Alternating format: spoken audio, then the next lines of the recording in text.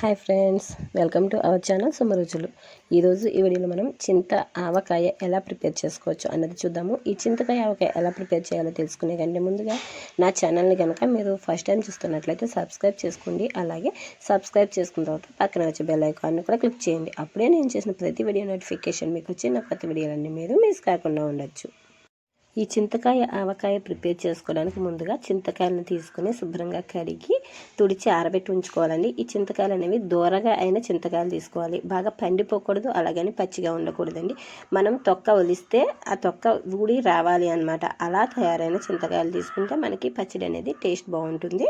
చక్కగా ఒలిచేసుకోవాలండి. అలా తీసుకుని చింతకాయలను శుభ్రంగా కడిగేసి తుడుచుకుని చక్కగా వాటిలో తొక్క అంతా కూడా ఒలిచి పక్కన పెట్టుకోవాలి. ఇలా తొక్క ఒలిచి పక్కన పెట్టుకున్న చింతకాయలని వీటిని చిన్న చిన్న ముక్కలాగా కట్ చేసుకోవాలి. అంటే మనకి గింజ ఎంతవరకు ఉంటుందో అంతవరకు ముక్క అనేది కట్ చేసుకోవాలి.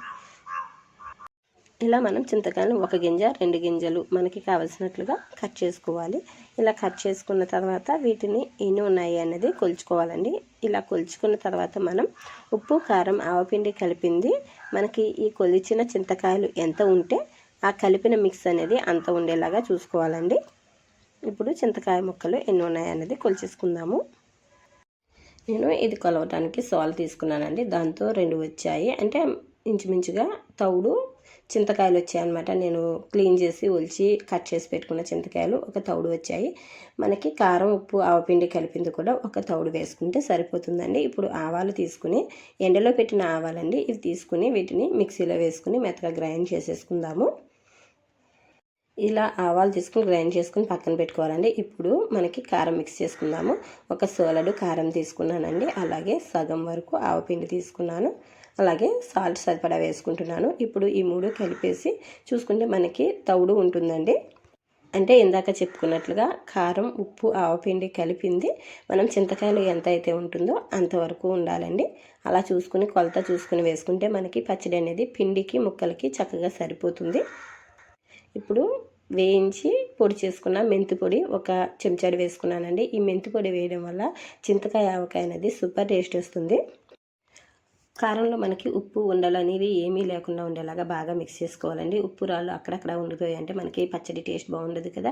ఇలా చూసుకొని బాగా మిక్స్ చేసేసుకున్న తర్వాత ముందుగా శుభ్రం చేసి కట్ చేసి ఉంచుకున్న చింతకాయ ముక్కలను వేసేసుకుందామండి. ఆ తర్వాత ఇందులో సరిపడా ఆయిల్ కూడా వేసేసుకుని బాగా మిక్స్ చేసుకోవాలి.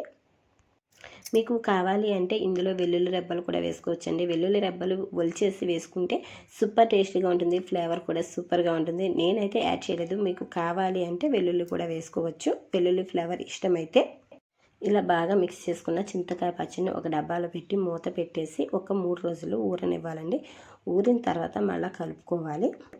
3 రోజుల తర్వాత పచ్చడి ఇలా ఉందండి. ఇప్పుడు దీన్ని ఒకసారి బాగా మిక్స్ చేసేసుకుంటున్నాను నేను. చింతకాయ ఆవకాయ అయితే సూపర్ టేస్టీగా ఉంటుందండి. మీరు కూడా ట్రై చేసి టేస్ట్ చేయండి. మీకు కావాలి అంటే వెల్లుల్లి యాడ్ చేసుకోండి. కొలతలు అనేవి నేను ఇందాక ముందుగా చెప్పినట్లుగా చూసుకుని వేసుకోండి. పచ్చడి అయితే సూపర్ టేస్టీగా ఉంటుంది. మీరు కూడా ట్రై చేసి టేస్ట్ చేయండి. ఈ చింత ఆవకాయ టేస్ట్ అనేది ఎలా ఉన్నది అనేది నాకు కామెంట్ చేయండి. ఇలా ఒకసారి బాగా మిక్స్ చేసిన తర్వాత ఇందులో మరి కొంచెం ఆయిల్ అవసరమైతే వేసుకోవచ్చండి. మనకి చూసుకొని మనకి ఆయిల్ ఎంత కావాలి అన్నది చూసుకొని వేసుకుని ఒకసారి బాగా మిక్స్ చేసేసుకుంటే మనకి చింత ఆవకాయ రెడీ అయిపోతుందండి. చూసారా ఫ్రెండ్స్, చింతకాయ ఆవకాయ ఎంత సింపుల్గా ఈజీగా ప్రిపేర్ చేసుకోవచ్చు. మీరు కూడా ట్రై చేసేయండి.